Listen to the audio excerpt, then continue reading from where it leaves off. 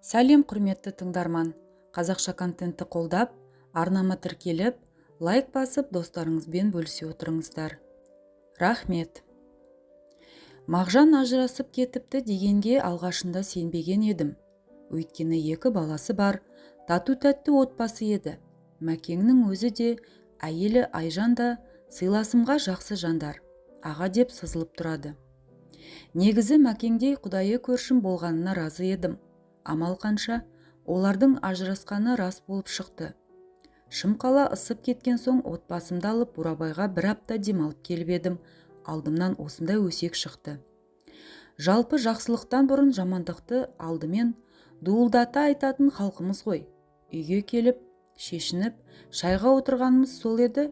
Көршілеріміз бірінен кейін бірі сәлем берген болып келіп, Мәкеңнің ажырасқанын сүйінші сұрағандай қылып жар салды. Сенгім келмеген, бірақ ақиқаты сол екен. Арада бір күн өткен соң Мәкеңнің өзі келді.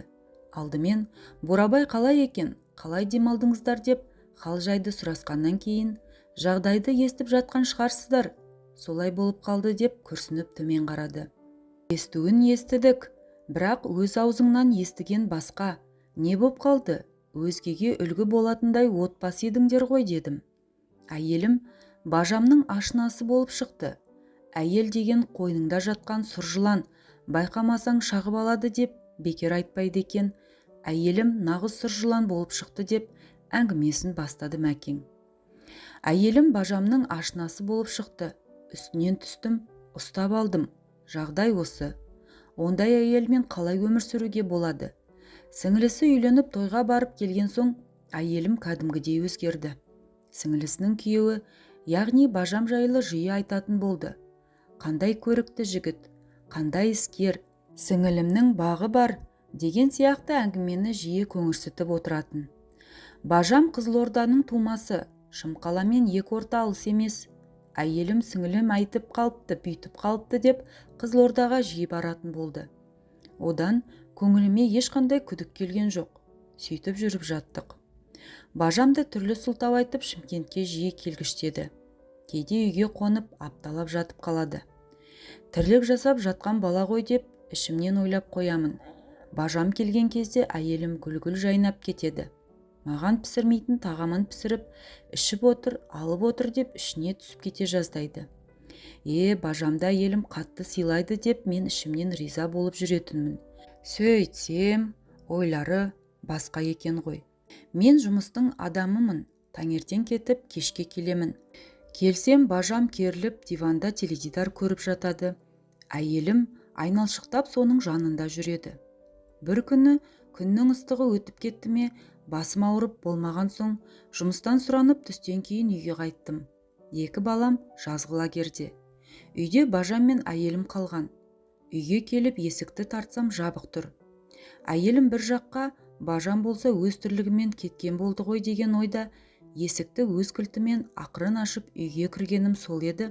Жатын бөлме жақтан бір қарбалас басталып кетті.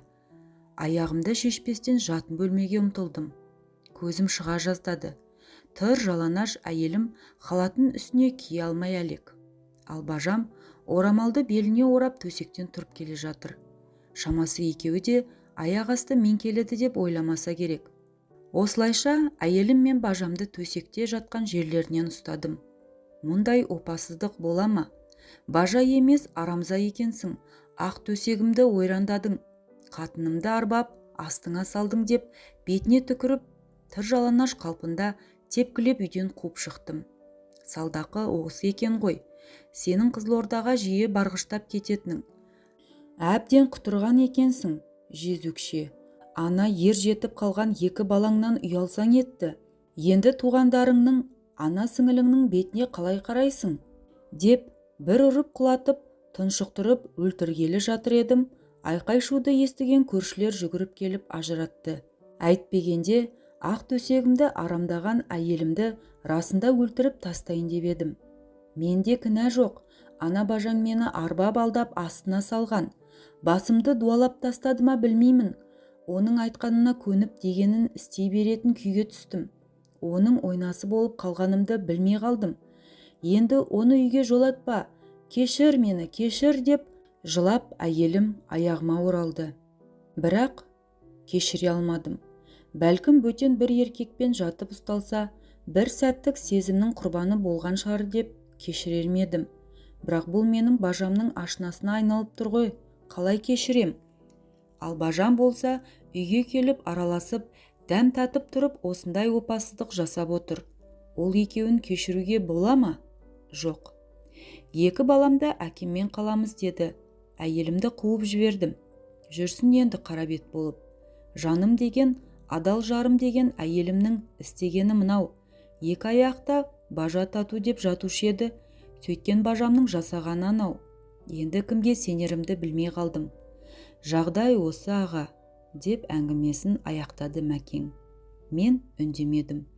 Тек Мәкеңнің айтқанын жөн деп қостай бердім.